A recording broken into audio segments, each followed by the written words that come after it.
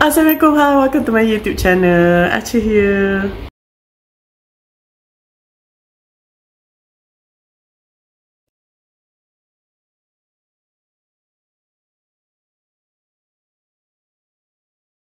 Cooper ni dia macam stress lah dia, lepas polis soal siasat dengan benda ni. And then Cooper ni disebabkan dia ni atlet sekolah, dia ni kira atlet yang hebat lah.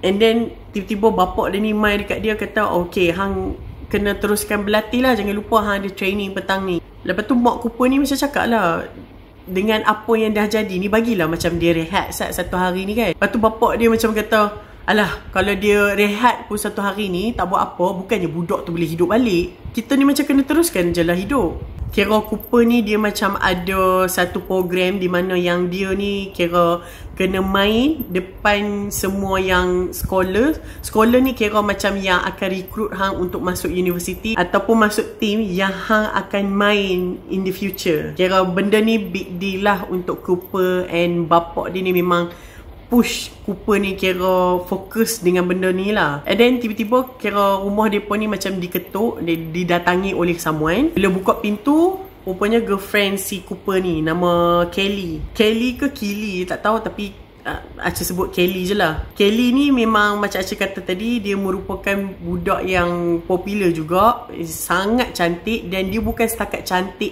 yang selalunya budak-budak popular kan kalau cantik je mesti jahat kan. Tak, Kelly ni dia baik. Kelly ni dia best friend dengan si Eddie. Lepas tu Eddie punya boyfriend Jake best friend dengan Cooper. Walaupun dia pun ni macam best friend with each other, tapi macam Eddie dengan Cooper ni dia pun tak rapat. Kira macam tak pernah bersembang. Dia pun ni kira macam tak pernah duduk tak pernah lepak antara 4 orang lah, senang cerita. Kelly ni dia main, dia bawa coklat lah, dia nak bagi dekat si Cooper ni. Lepas tu dia kira dah family Cooper ni pun dia kira dah kenal dah dengan si Kelly ni. Waktu Kelly ni tengah sembang dengan parents si Cooper ni dia macam dapat satu text message tu tulis, "Hey handsome." And then Cooper pun balas, "Boleh tak kita jumpa malam ni?" And then message tu pun reply, "Yes, boleh. Okay, miss you." And then message tu pun, "Okay, miss you too." Mungkin inikah rahsia besar si Cooper ni. Lepas sekolah, Eddie ni dia tahu yang sepatutnya dia ni macam buat homework, buat kerja dia. Tapi waktu tu kira macam Jake ni boyfriend dia, teman dia, and then dia pun ni macam baring lah atas katil sambil berpelukan. Lepas tu Eddie ni sambil dia duduk macam usap-usap badan si boyfriend dia ni. Lepas tu dia kata lah, badan dia ni tak macam tough macam si Cooper lah. And at the same time, Eddie ni pun dia macam risau lah pasal kes Simon ni. Dia duduk pick up pasal kes Simon ni. Lepas tu tiba-tiba Jake ni dia bersuara. Lepas tu dia cakap, mak Simon ada call aku. And then Eddie ni dia macam terkejut. Dia macam, dia call hang? Mak dia call aku. Mak dia minta aku untuk jadi dia punya pallbearer. Pallbearer ni orang yang macam bawa ke randa lah. Lepas tu Eddie ni pun macam, ya ke? Okey lah kalau dah macam tu kan. Lepas tu Eddie ni dia teringat lah yang kata Jake ni dengan Simon ni dulu kawan baik, memang rapat lah. Lepas tu bila dah masuk high school, kira Jake ni dia macam dia punya interest tu dekat sukan. Jadi dia macam dah berkawan dengan orang lain, dan Simon ni pun dah berkawan dengan orang lain. Jadi kira macam dia pun ni macam terputus kawan macam tu lah. Lepas tu Jake ni pula memang handsome, badan tough. So macam lagilah dia tak rapat dengan si Simon ni dah. Simon ni bukanlah kata tak handsome, cuma Simon ni dia macam biasa je lah. Lepas tu Jake ni pula best friend dengan Cooper yang sama atlet dengan dia. And then dia pun ada lagi seorang kawan ni, nama dia TJ. TJ ni pun sama juga atlet sekolah. Kira berkawan dengan atlet, so dah lupa dah lah kawan yang lama kan. Lepas tu Simon ni pula dia jenis macam budak student yang aneh-aneh macam tu. So Eddie ni dia macam dia rasa dia macam beranggapan lah. Dia rasa macam Simon ni dia buat blog yang tulis-tulis benda macam ni sebab dia nak dapatkan perhatian daripada si Jake ni.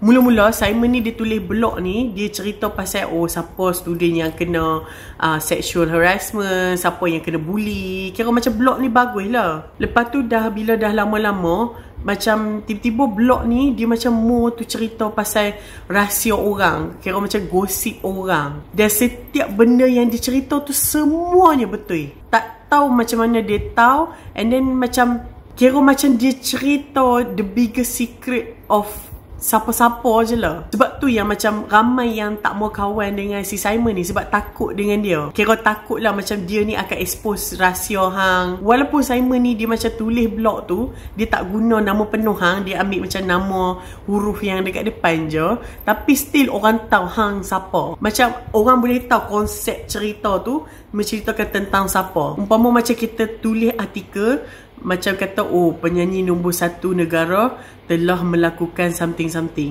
So, siapa lagi penyanyi nombor 1? Kita pun tahu. Dia macam tu lah contoh dia. Kira macam orang lebih prefer dengan drama lah daripada orang prefer cerita yang bagus.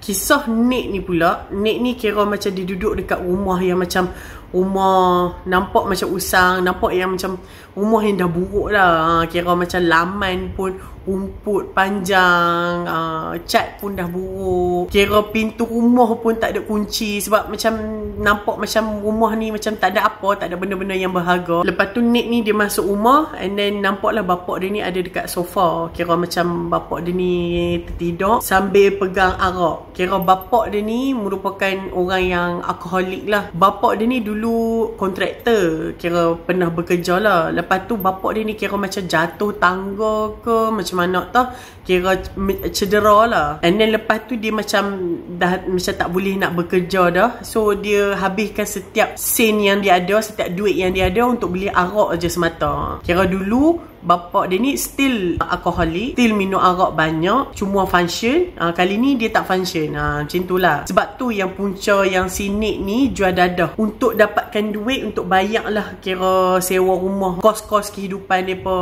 Nick ni kira macam dia terpaksa lah jual dadah, sebab dia ni ialah yang tu je lah yang dia tahu. Lepas tu mak Nick ni pula, dia tinggalkan si Nick ni waktu Nick ni macam umur 13-14 macam tu. Mak dia ni pula ada sakit mental, kira ada depression lah. Pernah jadi satu kes waktu dia umur 13-14 tu, mak dia ni tengah basuh pinggan. Tengah duk basuh pinggan tu, tiba-tiba pinggan tu jatuh pecah. Lepas tu mak dia ni macam menangis meraung lah dengan pinggan yang pecah tu. Kira macam mak dia ni mental tak berapa stable lah. Lepas pinggan tu pecah, yang dia menangis meraung tu, mak dia ni tiba-tiba pergi masuk bilik, kemas semua barang-barang dia, lepas tu keluar daripada rumah tu. Tak tahu pergi mana. Kira lama lepas tu mak dia ni macam balik. Lepas tu mak dia ni macam ajak lah si Nick ni, kata, oh, hang kena ikut aku. Aku duduk dekat satu tempat ni. Tempat ni sangat best, ada orang-orang yang best. Kita mesti bahagia duduk kat situ, jom lah. Malam ni aku ambil hang siap-siap barang-barang hang semua. Lepas tu Nick ni pun dia macam siap-siap lah barang dia, siap-siap barang dia. And then dia tunggu mak dia ni, dia tunggu je mak dia ni, tapi mak dia tak pernah mai. Itulah kali terakhir dia berjumpa dan bercakap dengan mak dia. And then Nick ni dia macam tengah duk panaskan makanan, dia nak makan. Tiba-tiba dia dapat satu mesej lah, mesej daripada perempuan-perempuan yang dia duk macam beromen. Sebab Nick ni kan bad boy, tapi bad boy yang jenis macam dia bergatai je dengan siapa-siapa pun, tapi dia tak mau bercinta dengan siapa-siapa. Lepas tu Nick ni dia dapat lagi satu mesej daripada kawan dia. Kawan dia kata, weh, hang baca tak posting ni? Lepas tu dia macam kawan dia ni share link lah. Lepas tu Nick ni dia buka lah link tu, dia baca macam satu blog Tumblr lah. Dekat posting tu kata, aku dapat idea nak bunuh si Simon ni sambil tengok berita. Aku dah fikir benda ni lama dah, aku dah pernah benda ni lama dah. Tapi sebab yelah, benda ni bukannya macam boleh buat macam tu je, benda ni kena rancang. Sebab aku tak mau kena tangkap. Aku ni bukanlah penjenayah yang memang gila nak membunuh apa semua ni. Cuma aku ni macam terlalu helok untuk nak masuk dalam penjara. Penjara ni tak sesuai untuk aku. Sama juga dengan kes Simon ni. Simon ni, mana ada orang yang dekat sekolah ni suka dekat dia. Semua orang benci dia, semua orang takut dengan dia. Jadi aku adalah satu-satunya orang yang berani untuk matikan si Simon ni. Post tu cakap macam tu. Jadi bila Nick ni baca, Nick ni macam menggeletak dan takut tau. Macam fikir, memang salah seorang daripada kami ni adalah pembunuh. Lepas tu Nick ni dia tanyalah kawan dia. Dia kata, mana hang dapat link ni kan? Mana hang dapat benda ni? Kawan dia kata lah, benda ni tengah duk viral kot. Aku jumpa sebab orang share dengan aku. Lepas tu keesokan hari dia tu, kira mereka 4 orang ni pergi sekolah. Semua orang pandang mereka ni semacam macam criminal side eye. Gitu. Sebab mereka ni memang suspek yang paling utama sekali lah. Sebab mereka ni waktu kejadian tu, mereka ni ada dekat kelas tahanan. Dan mana ada orang yang sempat masuk untuk bubuh minyak kacang tu. And kalau ada orang bubuh pun, macam mana tahu kata Simon ni akan minum benda tu. Jadi tak lain tak bukan dengan orang yang bersama-sama dengan Simon lah, yang pembunuh sebenar. Lepas tu pula memang mereka ni kena soal siasat dengan polis. Lagilah macam semua orang ingat, antara 4 orang ni, salah seorang daripada mereka ni adalah pembunuh. Bila dah jadi macam ni, so orang nombor 1 yang orang paling suspek adalah Nick lah. Sebab dia ni kan penjenayah, jual dadah. Tapi orang lain macam pick up balik, takkanlah si Nick ni sampai tahap nak bunuh si Simon ni semata-mata apa yang Simon ni cerita dalam blog dia pasal semua skandal si Nick ni. Lain lah kalau macam si Simon ni cerita, Nick ni dia jual dadah, pergi bagi tahu, pergi bagi kantoi apa semua. Yang tu lain cerita lah. Ni cerita pasal skandal yang dia macam have a sexual activities je. Macam benda tu macam nothing lah compare dengan apa yang dia buat yang sebenar, yang macam lagi worse than that. So macam benda tu macam buat orang confused. Macam mungkin Nick, tapi takkanlah Nick nak buat sampai macam tu sekali. Dia dah sampai macam orang dah memang confused dah lah dengan benda ni. Tapi still Nick ni adalah suspek utama lah. Jadi semua orang macam confused tau. Nak kata Nick tapi macam bukan Nick. Nak macam tuduh orang lain, tapi Nick ni yang macam nampak potensial lebih bersalah dalam pembunuhan si Simon ni. Bukan tu je, bukan setakat orang lain je. Bronwyn pun dia macam confused tau dengan si Nick ni. So Bronwyn ni dia balik, dia bagi tahu lah si kakak dia nama Maeve. Kakak dia Maeve ni kira macam waktu Maeve ni kecil-kecil, Maeve ni dia ada penyakit kanser leukemia. Lepas tu kira macam kakak dia ni macam banyak kali lah macam nak mati tapi tak mati, nak mati tapi tak mati. So lama kelamaan kakak dia ni macam dah makin sembuh, tapi at the same time kakak dia ni macam still tak macam budak yang lain lah. Still ada kekurangan. Family dia ni tak tumpu lah dekat si kakak dia ni. Kira semua duk tumpu dekat Bronwyn ni. Semua duk harap Bronwyn ni. Jadi macam kakak dia ni macam appreciate lah benda tu, sebab bebanan tu dah tak ada dekat kakak dia, tapi bebanan tu ada dekat Bronwyn tu. Waktu Bronwyn macam kira dia bercakap dengan Maeve ni, cerita pasal apa yang jadi ni, tiba-tiba macam rumah dia pun ni macam pintu kena ketuk. Lepas tu Bronwyn ni buka pintu, rupanya Nick. Tak tahu kenapa si Nick ni boleh pergi rumah Bronwyn ni, sebab Nick ni dia macam pressure tau. Dia macam stress dengan semua benda yang dah jadi. Yalah macam orang mati depan mata hang. Lepas tu semua orang tuduh kata hang penjenayah, semua orang tuduh kata hang yang pembunuh. Jadi macam dia stres lah. Dan dengan kehidupan dia yang bapak dia ni macam kuat minum arak, lepas tu duit tak ada, lagilah dia macam bertambah stres tau. Sampaikan Nick ni dia macam dia nak ambil dadah yang dia jual tu. Tapi Nick ni dia macam fikir balik, kalau aku ambil dadah ni, so macam aku akan jadi macam bapak aku lah. Macam duduk tak buat apa, jadi penagih. So siapa yang nak bayar sewa nanti, siapa yang nak bayar segala kos-kos dekat rumah ni. Jadi Nick ni dia macam frust tau. Dia frust, lepas tu dia macam naik motor, dia jalan je lah entah ke mana. Tiba-tiba terus sampai ke rumah Bronwyn ni. Waktu tu kira nasib parents Bronwyn ni tak ada. So Bronwyn ni pun dia macam ajak lah Nick ni masuk. And then kakak si Bronwyn Maeve ni, dia nampak si Nick ni kan handsome. Lepas tu dia macam, siapa ni? And then Bronwyn ni pun dia macam introduce lah Nick ni dekat kakak dia apa semua. And then Nick ni dia macam tengok lah sekeliling rumah si Bronwyn ni. Lepas tu dia nampak piano. Lepas tu Nick ni tanyalah siapa yang main piano ni. Tu kakak dia ni kan, dia macam excited kan tengok si Nick ni. Lepas tu dia kata, Bronwyn lah main. Bronwyn ni terror. So lah dia main. Lepas tu dia pun macam, dua-dua macam awkward tau. Dia macam diam macam tu. Lepas tu Bronwyn pun macam, nak aku main ke? And then Nick pun kata, yalah macam why not kan, aku pun nak dengar hang main. Lepas tu Bronwyn pun dia main lah piano tu. Kira waktu tu kira Nick ni dia macam rasa seronok lah. Sebab dia rasa macam buat pertama kalinya dia macam dia lupa pasal masalah dia. Lepas tu dekat rumah Eddie, macam polis pi rumah Eddie ni untuk soal siasat. Waktu polis mai, macam mak Eddie ni, biasalah mak Eddie ni kan gatai kan, dia duduk macam kenyit-kenyit mata dekat pegawai polis tu. And then macam polis macam buat tak tahu lah. And then polis tanyalah Eddie, waktu hari Isnin yang waktu hampa kelas tahanan tu, hang ada pi bilik nurse kan? And then Eddie ni pun dia macam tak, aku tak pi. Polis kata, ya ke? Ke hang tak ingat? Sebab kami ada tengok log buku nurse, ada nama hang. Lepas tu Eddie ni pun dia fikir, aku selalu pi bilik nurse, tapi aku tak ingat hari Isnin tu aku pi ke tak. Oh, ada. Aku ingat. Sebab aku ada period pain. Aku pi bilik nurse tu sebab nak ambil Panadol. Polis ni pun kata, tujuan kami tanya soalan ni sebab dekat bilik nurse tu penuh dengan EpiPen tu. Kira kami tanya student lain ni pun semua nampak memang ada macam satu balang penuh lah dengan EpiPen. Tapi bila kami pi balik, EpiPen tu tak ada. Satu pun tak ada. Jadi kami shock ada orang ambil pada hari Isnin tu. Sebab tu kami tanya hang. And then tiba-tiba kakak Eddie ni dia macam defend lah si Eddie ni. Yalah sebab mak dia tak function kan. Mak dia duduk menggatai je. Kakak dia marah lah. Polis ni kata, hang nak tuduh adik aku lah ambil ni lah. Hang keluar sekarang. Ming tuduh-tuduh pula dengan tak ada buktinya. Sebab kakak dia ni kahwin dengan lawyer lah lebih kurang. So macam dia tahulah dengan benda-benda macam ni. Jadi polis pun macam okey lah, polis pun belah daripada tempat tu.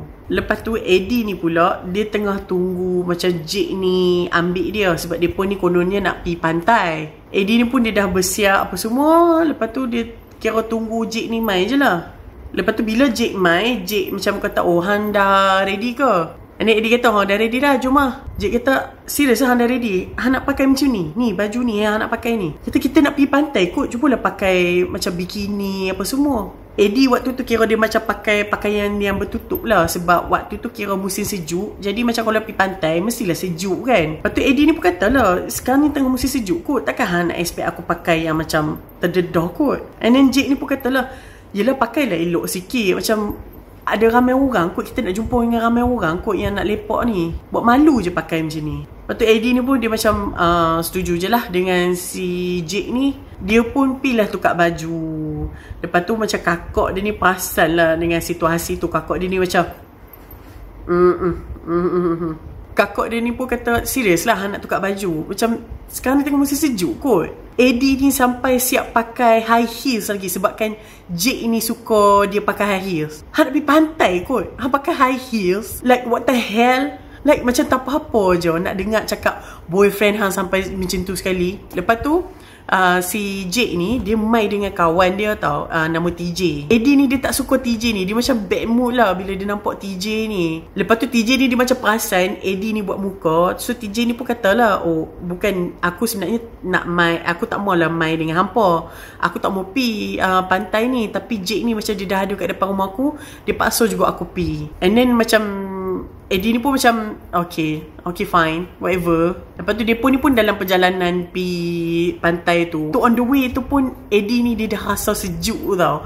Yalah sebab musim sejuk. Lepas tu hang pakai baju nipis. Lepas tu Eddie ni dia macam tension lah, dia macam stress kan. Dah lah ada TJ ni yang dia tak suka. Lepas tu sejuk. Lepas tu dia pun ni macam duk bersembang ni, macam dia meluat gila lah. Sampai kan TJ ni dia nak dengar lagu kan. Dia kata, sat lagu ni best lah. Apa tajuk lagu ni ya? Lepas tu Eddie ni macam, now sekarang aku benci gila lagu ni ya. Sebab dia ni suka. Ni aku benci dengan situasi sekarang. Aku benci gila yang aku have sex dengan si TJ ni sebulan selepas aku have sex dengan Jake. Maknanya si Eddie ni dia curang dengan Jake ni. Kira Eddie ni dia buat seks first time dengan Jake, lepas sebulan tu dia buat seks pula dengan TJ. Macam mana dia boleh ada hubungan dengan TJ tu? Sebab waktu tu kira macam dia pun ni melepok lah dekat tepi pantai. Lepas tu macam TJ ni dia buat lawak. Sampai ke Eddie ni dia macam minum ayak. Ayak tu macam terkeluar daripada hidung dia lah. Sebab dia duk gelak sakan. Waktu tu Eddie ni dia macam fikir, oh kalau Jake ni mesti dia dah kata dah macam, apa ni hang ni lak lah perangai, malu kok orang. Jake ni dia suka tegur Eddie ni macam tu. Tapi waktu tu Jake ni tak ada lah.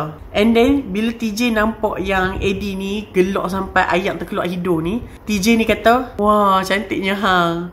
Eddie ni bila dengar macam tu dia terharu lah, sebab Jake ni layan dia teruk, and then tiba-tiba orang cakap baik dengan dia. So dia macam cayak lah dekat situ. And at the same time dia orang ni macam mabuk kan. And then si Eddie ni dia ajak lah si TJ ni, jomlah pergi rumah hang. Kira rumah si TJ ni tepi pantai. Kira macam dia duduk lepak dekat rumah TJ ni lah lebih kurang. So waktu tu lah dia have sex dengan TJ ni. Hari pengebumian si Simon ni, kira depa ni macam semua cikgu-cikgu berkumpul, semua student berkumpul. And then Cooper ni dengan parents dia pergi sekolah lah, nak bagi penghormatan terakhir dekat Simon ni. Lepas tu dia ada jumpa seorang perempuan ni, kira macam student dekat situ, nama dia Leah. Lepas tu Cooper ni dia tegur lah si Leah ni, Leah, hang on the way pergi memorial ke? Lepas tu Leah ni macam, what? And then Cooper ni dia macam, oh alamak silap. Sebab dia teringat yang Leah ni adalah salah seorang mangsa gosip kepada Simon ni. Sampai ke tahap Leah ni pernah nak bunuh diri disebabkan gosip yang Simon ni cerita. Leah ni dia punya gosip, dia ni kira macam banyaklah berkapa dengan budak-budak junior apa semua. Kira Leah ni macam lebih kurang macam perempuan belen lah. Semua orang dia nak skandal. Lepas tu Simon ni dia cerita dekat dalam blog dia. And then Leah ni dia macam kena bully, kena kutuk. Lepas tu semua orang macam benci dia, kena layan teruk lah. Sampai kan macam Leah ni dia macam depressed lah. Kena bayangkan orang kena bully, memang depressed lah. Lepas tu Leah ni dia masuk bilik ayak, dia macam kerat tangan dia lah, kerat tangan dia sebab nak bunuh diri kan. Nasib baik mak dia ni selamatkan dia. So Leo ni macam dia cakap lah dekat si Cooper ni, dia kata, hang serius ke hang ingat aku nak pi memorial ni? Simon ni memang patut pemati. Dia ni siapa je suka dia, dia dah merosakkan hidup ramai orang, cerita gosip-gosip benda ni. Lepas tu Cooper ni pun dia jawab lah, dia kata, yelah nak macam kita nak bagi penghormatan kan, yelah orang tu mati, macam benda ni tragis, kita patut simpati. Lepas tu Leo ni pun macam serius lah, hang memang fake gila. Dan semua orang yang pergi memorial dia tu semua fake. Yelah si Simon ni dah lah merosakkan hidup orang, nayuk orang. Lepas tu hak yang Lele ni pun dan lah nak simpati dengan dia. Padahal semua orang memang tak mau kawan dengan dia pun. Memang patut Simon ni mati. Hampa ni semua ni memang hipokrit. Hang tengok tak latest update post? Lepas tu Cooper ni macam pelik. Post apa? Lepas tu Leo ni tunjuk lah dekat post yang sama yang macam Nick tengok sebelum ni, post Tumblr. Dekat post tu dia kata Simon ni allergic dengan kacang. Mesti hampa semua fikir, kenapa aku tak letak kacang je dalam makanan dia? Kan senang benda tu. Ataupun bubuh dekat dalam ayak botol yang dia duk bawa pergi merata tu. Tapi sebab Simon ni dia macam orang yang very particular. Dia macam dia alert dengan surrounding dia. So setiap makanan dia tu dia macam dia tengok betul-betul. And then makanan dia tu umpama macam dah macam kena selotip 10 kali. Macam very secure makanan dia. Lepas tu ayak botol dia tu pula dia jenis macam sentiasa dengan ayak botol tu. Lepas tu sat-sat minum. Macam mana nak selit kacang dalam makanan dia. So disebabkan itu aku dah tahu dah. So maknanya dia ni memang takkan boleh survive dengan tanpa minum, tanpa ayak botol dia tu. Jadi aku pun attack lah dia dekat bilik detention tu. Aku make sure yang dia ni masuk detention tu, maksudnya bilik tahanan tu lah. Jadi aku pun dah boleh agak yang Simon ni dia tak akan tunggu sampai dia balik rumah untuk minum ayak. Macam dia tak kisah pun kalau tak makan, dia akan tunggu balik rumah untuk makan. Tapi ayak ni macam mesti dia tak akan boleh survive. So aku pun tunggulah waktu yang tepat untuk dia ambil ayak, ambil cawan tu, so that aku boleh selit minyak kacang yang aku bawa. Aku tak rasa bersalah waktu tengok Simon ni tengah menggelupar nak mati tu. Aku ni bukanlah sosiopath, tapi waktu tu kalau macam aku boleh stop dengan perbuatan yang aku dah buat, aku akan stop. Tapi masalahnya EpiPen tu tak ada. EpiPen tu semua aku dah ambil. So memang dah terlambat dah lah nak tolong si Simon ni. Lepas Cooper baca benda tu, Cooper ni macam, oh my god. Cooper kata, aku harap polis dapat tangkap siapa-siapa yang tulis post ni. Macam benda ni gila kot.